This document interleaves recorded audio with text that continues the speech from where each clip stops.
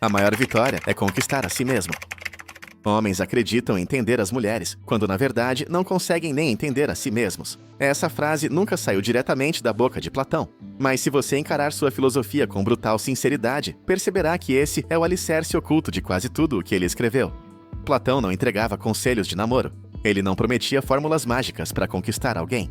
O que ele fazia era muito mais profundo, muito mais incômodo. Ele arrancava a máscara dos homens e os colocava cara a cara com suas próprias fraquezas. Antes mesmo de os homens aprenderem a idolatrar o belo corpo da mulher, antes mesmo de se tornarem reféns do olhar feminino, Platão já havia diagnosticado o verdadeiro problema: a mente desgovernada. Uma mente não treinada se torna o lugar perfeito para o auto-engano, para a escravidão emocional, para a ilusão disfarçada de paixão. Você se lembra do famoso mito da caverna? Os prisioneiros acorrentados em um mundo de sombras, acreditando que aquilo que veem é real. Eles constroem suas vidas em cima de reflexos. Mas há um detalhe que Platão não verbaliza diretamente, talvez por prudência, talvez por astúcia. Muitas dessas sombras que controlam o homem moderno são projeções da própria mulher. Não a mulher real, com suas virtudes e falhas, mas a ideia dela, a fantasia, a figura que o homem desesperado cria dentro da sua mente para preencher o vazio que ele mesmo se recusa a encarar. Essa ideia, essa projeção, é o que prende o homem. Ela sorri, ele chama de amor. Ela chora, ele chama de sinceridade. Ela desaparece, ele corre atrás. Isso não é amor, isso é prisão. Isso é o comportamento do prisioneiro que se recusa a se libertar da caverna, que insiste em acreditar que as sombras são realidade. Platão dizia que o verdadeiro conhecimento começa quando o homem reconhece que nada sabe. Mas como isso se aplica aos relacionamentos? Simples. A maioria dos homens define a mulher com base no que ela mostra, na aparência, no tom de voz, no gesto calculado. Poucos param para questionar o real papel que a presença feminina exerce sobre sua alma. Poucos ousam investigar com a mesma profundidade que investigariam um negócio, uma guerra ou um sistema político. E é por isso que as mulheres dominam emocionalmente tantos homens, sem fazer esforço algum. Não é bruxaria, nem manipulação consciente. É apenas reflexo. Ela não precisa arquitetar um plano. Ela apenas é. E na presença dela, o homem revela exatamente quem é. Um ser dominado por seus impulsos, suas carências, sua sede por aprovação. Plato disse certa vez: o pior de todos os enganos é o auto-engano. O homem acha que é racional no amor, que toma decisões conscientes, mas na verdade está apenas encenando um teatro onde ele mesmo escreveu o roteiro da sua queda. Ele a transforma em sentido, em missão, em propósito. E ao fazer isso, ele se entrega por inteiro a um fantasma, porque não é ela que o controla, é a ideia que ele criou dela. É o personagem que ele alimentou na própria mente. E isso nos leva a uma das metáforas mais poderosas de Platão, a carruagem da alma. O homem é o condutor. Um cavalo representa a razão, o outro, o desejo.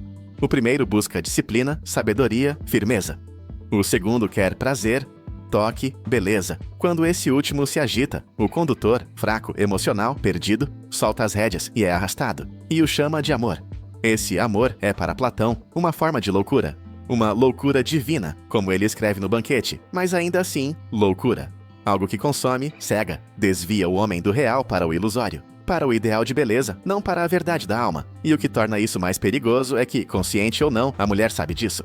Sabe que um homem guiado por desejo é um homem cego. Sabe que não precisa brigar, nem argumentar. Basta sorrir, basta se afastar, basta deixar o silêncio trabalhar por ela.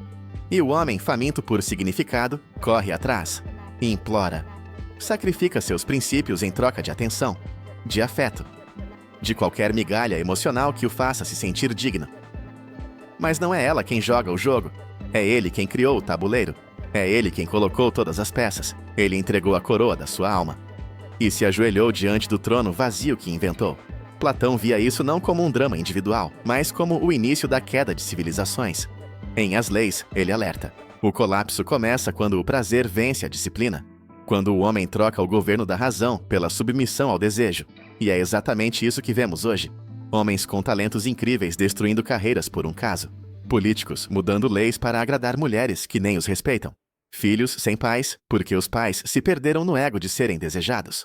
É fácil pensar que isso é exagero, mas olhe ao redor. Homens se matam porque foram deixados. Outros abandonam tudo porque foram ignorados. A raiz disso não é ela, é a da ausência de governo interno, é a alma fraca. Platão tinha uma visão muito clara da alma. Ela é composta por 3 partes: razão, espírito e apetite. A razão busca sabedoria.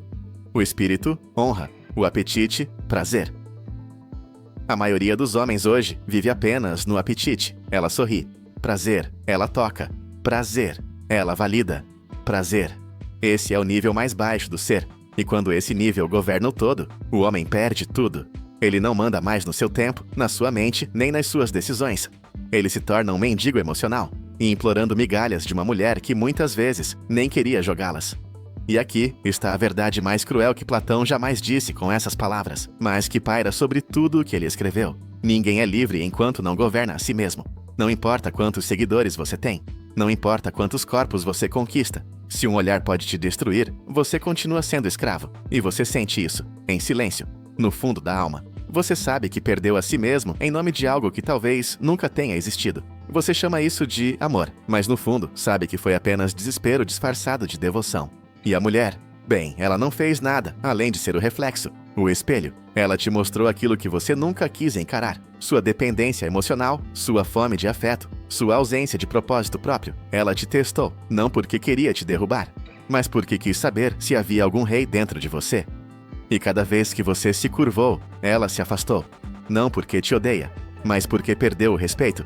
E é isso que muitos não entendem. A mulher respeita o homem que se governa, que não implora, que não trai a si mesmo em nome dela, que a vê, e mesmo assim não se ajoelha. Platão chamava esse homem de rei filósofo.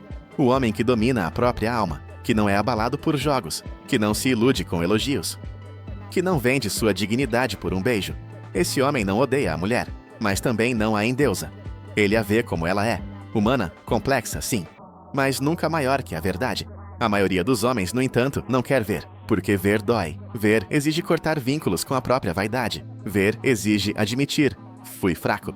E até que você faça isso, até que você olhe para o espelho e enfrente o jogador que habita dentro de você, será sempre um peão. Um prisioneiro com correntes de veludo. Um homem que acredita que está amando, mas na verdade está só se sabotando. O caminho para o alto é claro. Platão traçou ele. Suba da caverna. Olhe para a luz. Deixe que ela queime suas ilusões. Só então você será livre. E só então verá a mulher como ela realmente é. Não como uma deusa, nem como uma ameaça, mas como um espelho.